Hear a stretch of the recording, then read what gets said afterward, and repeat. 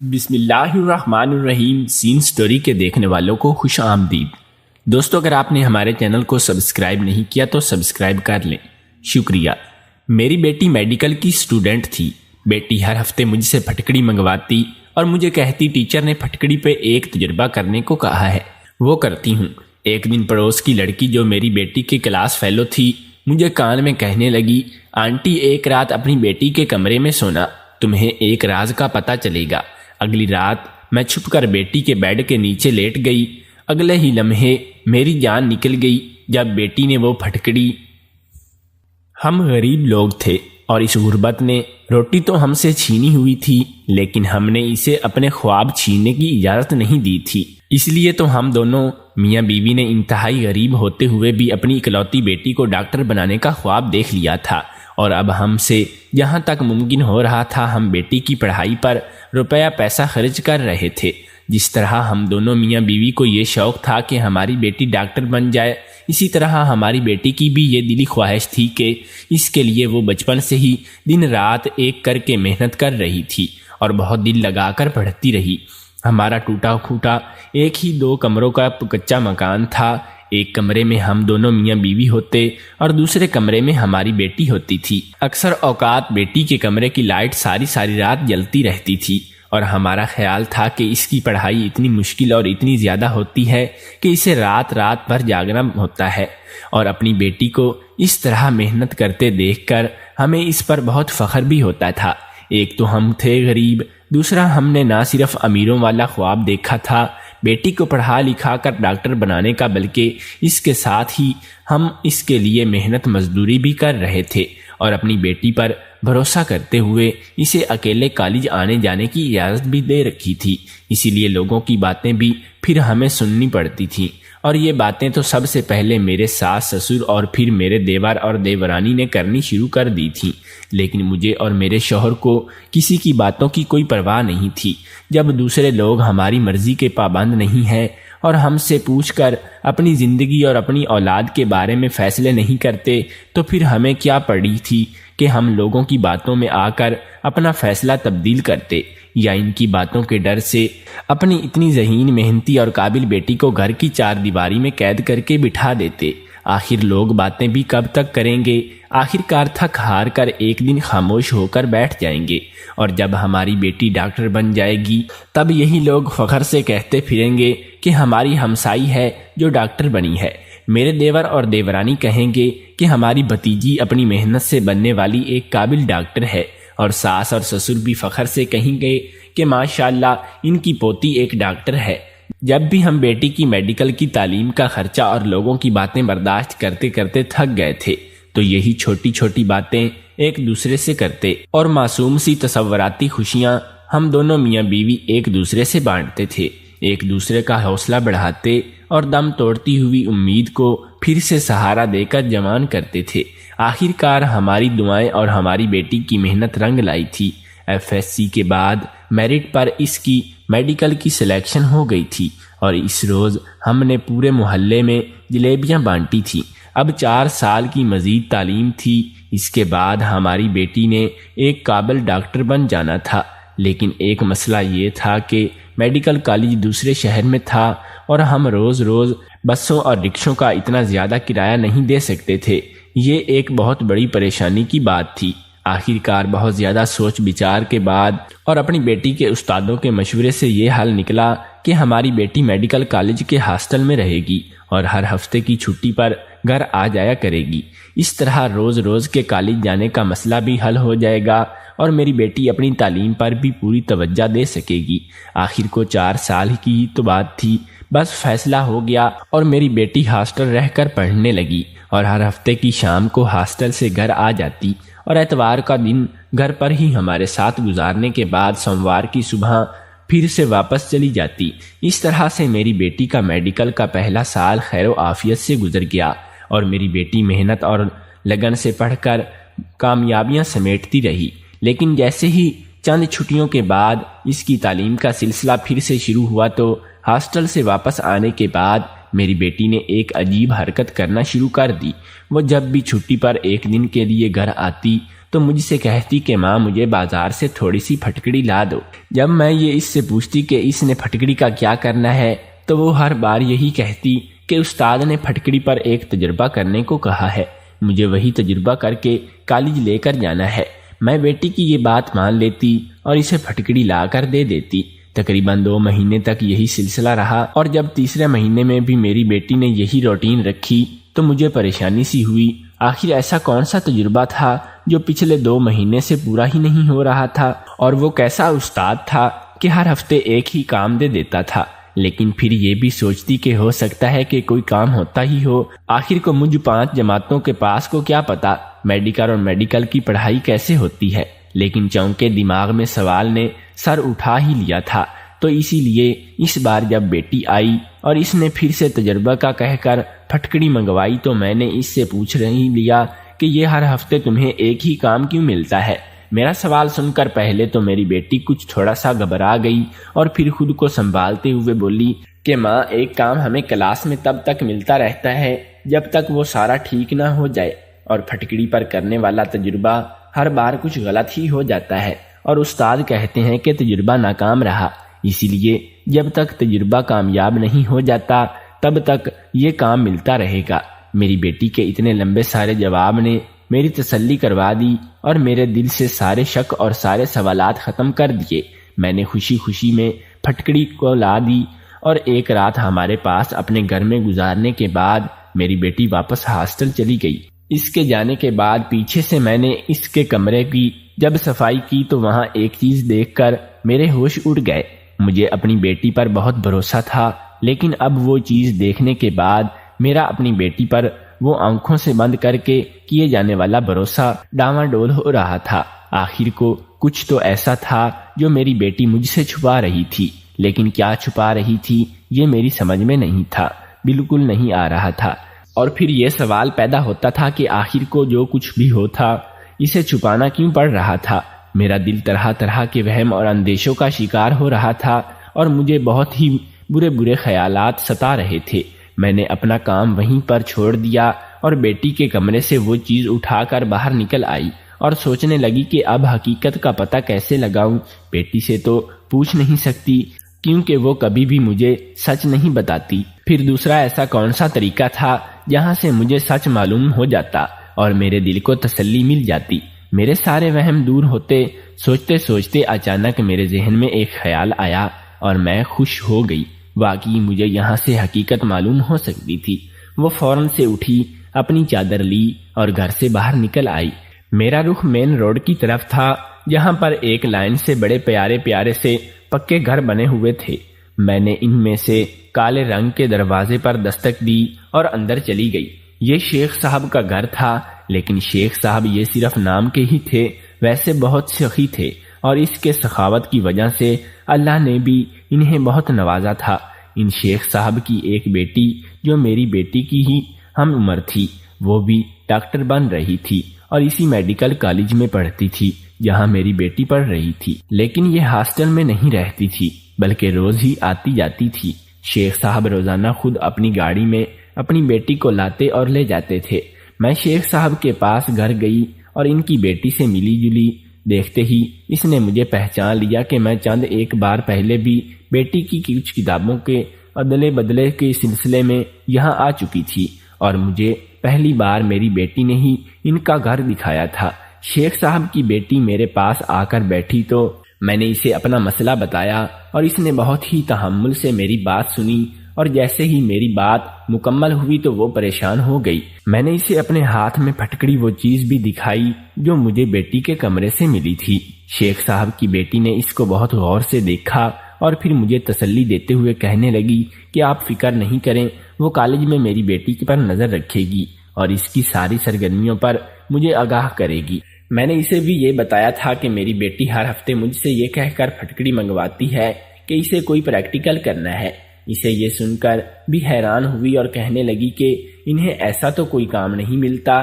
اب تو میرا شک یقین میں بدل گیا تھا، کچھ نہ کچھ غلط ضرور ہے، اور میری پریشانی میں ایک دم اضافہ ہو گیا تھا۔ اگر میری بیٹی پڑھائی سے ہٹ کر غلط کاموں میں پڑ گئی ہے تو پھر یقیناً بدنامی اور رسوائی کے سوا ہی 7 لوگوں کے تانے بھی ہمارے گھر تک پہنچنے والے تھے۔ میری غیر حالت دیکھ کر شیخ صاحب کی بیٹی نے مجھے تسلی دی اور کہا کہ میں فکر نہیں کروں اور ضرور اصل بات معلوم کر لے گی، اور اگر کوئی غلط بات ہوئی تو میری بیٹی کو باز رکھنے کی بھی کوشش کرے گی۔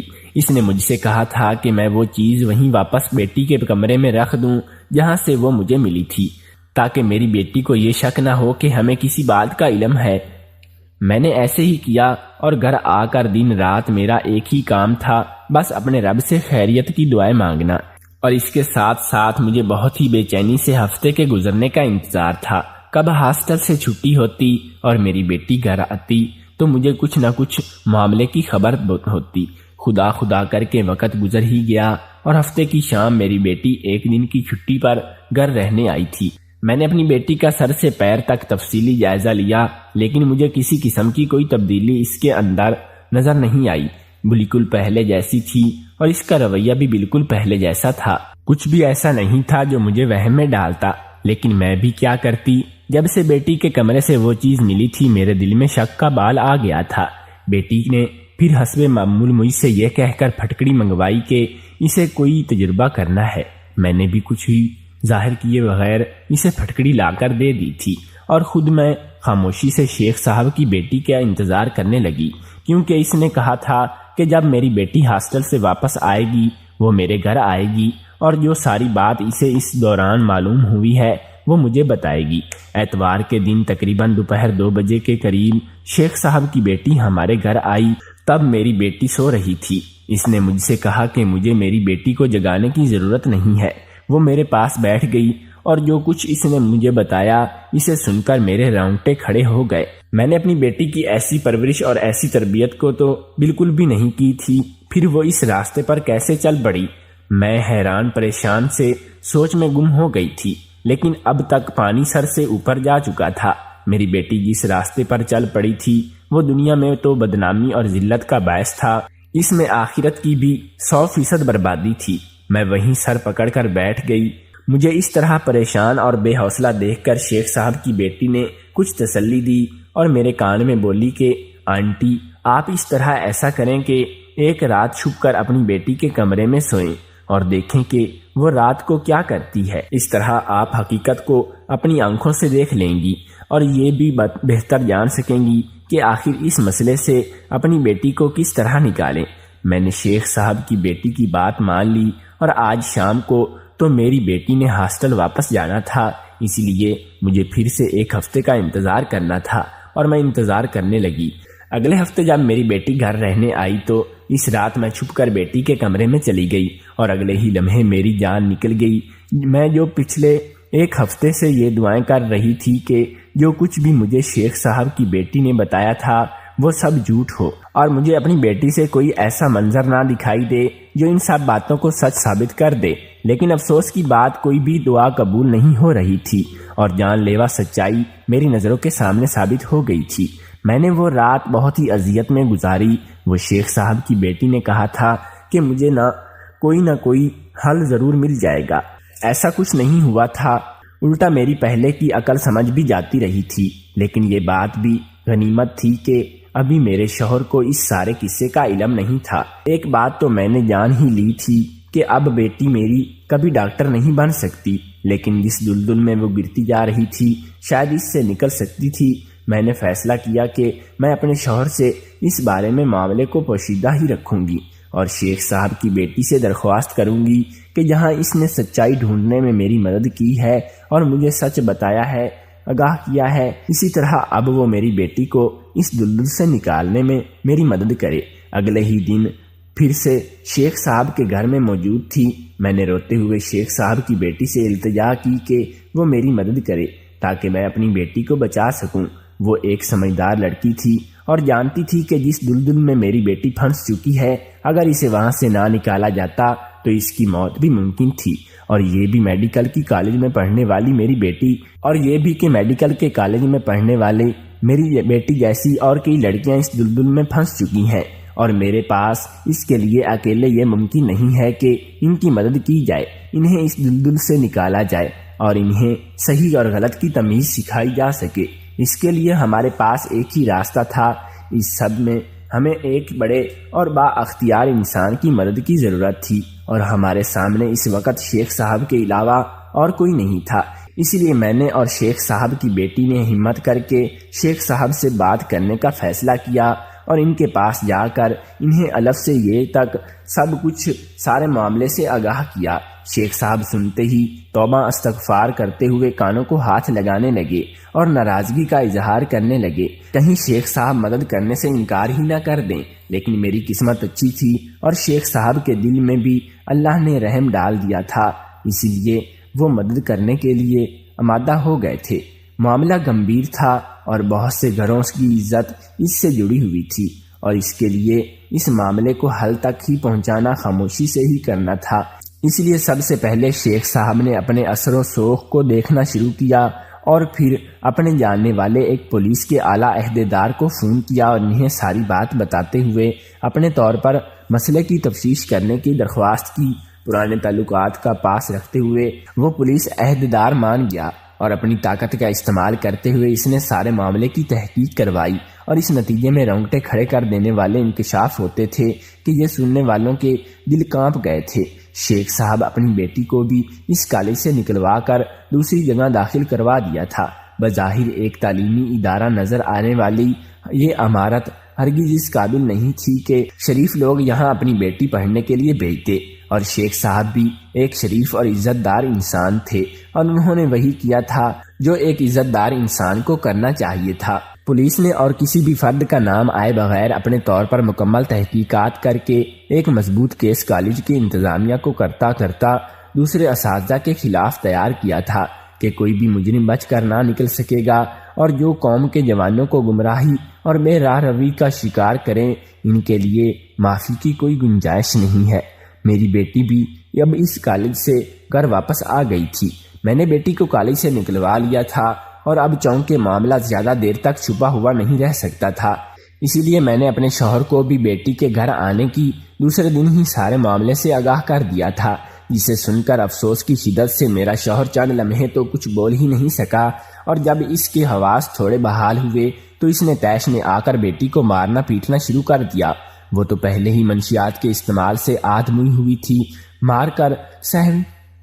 مار کو سہ نہیں سکی اور بے ہوش ہو گئی۔ میرا شوہر اتنے شدید غصے میں تھا کہ وہ بیٹی کو معاف کرنے پر تیار ہی نہیں تھا، اور اسی کے لیے جب میں نے اسے کہا کہ بیٹی کی طبیعت ٹھیک نہیں ہے اور اسے ہسپتال لے کر چلتے ہیں تو وہ مجھ پر بھی غصہ ہونے لگا۔ لیکن اولاد آخر اولاد ہی ہوتی ہے، اور ہماری تو تھی بھی اکلوتی بیٹی، اس لیے زیادہ دیر دل پر پتھر نہیں رکھ سکا اور ہم علاج کے لیے بیٹی کو شہر لے آئے۔ یہاں پر ایک بار پھر شیخ صاحب نے اخلاقی مدد کے ساتھ ہماری بیٹی کو زیادہ مالی مدد بھی آہستہ آہستہ ہماری بیٹی صحت یاب ہونے لگی۔ وہ ہم دونوں سے شرمندہ تھی اور رو رو کر ہم سے معافی مانگتی تھی۔ ہم تو ماں باپ تھے، ہم نے اس کے معافی مانگنے سے پہلے ہی اسے معاف کر دیا تھا، لیکن اس کا اب کیا فائدہ تھا؟ مستقبل کو تباہ کر ہو چکا تھا، ہمارا خواب چکنا چور ہو گیا تھا۔ ہماری بیٹی اب کبھی ڈاکٹر نہیں بن سکتی تھی، اس پر خرچ کرنے کے لیے ہمارے پاس مزید رقم نہ تھی اور نہ ہی ہمیں اب پہلے جیسا اعتبار تھا۔ دراصل جب میں نے اپنی بیٹی کے کمرے میں صفائی کی تو مجھے اس روز صفائی کرتے وقت کچھ پڑیاں نظر آئیں۔ آخر یہ سب کیا تھا اور کہاں ان میں سے آیا تھا؟ کیونکہ میں نے تو اپنی بیٹی کو کبھی یہ سامان خرید کر نہیں دیا تھا، لیکن اب اسے کھول کر دیکھتے ہی میرے ہوش اڑ گئے تھے۔ وہ ساری منشیات کی پڑیاں تھی اور اس طرح کی چھڑکی ہوئی تھی کہ کھول کر دیکھنے پر وہ پھٹکڑی ہی لگتی تھی۔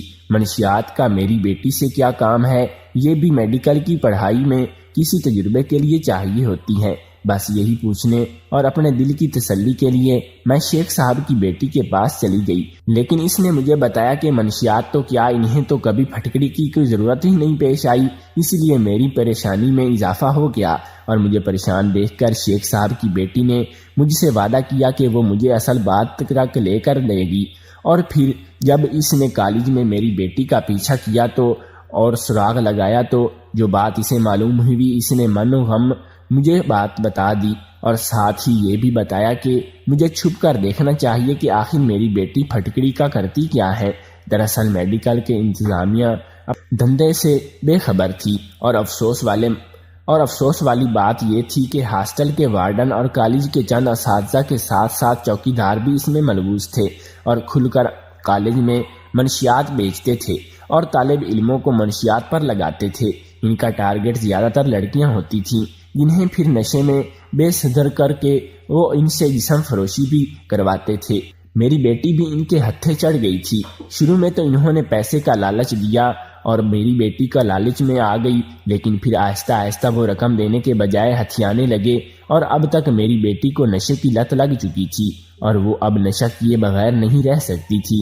اس لیے وہ ان کے جھانسوں میں آتی رہی اور اپنے ہاتھوں سے اپنی زندگی برباد کرتی رہی۔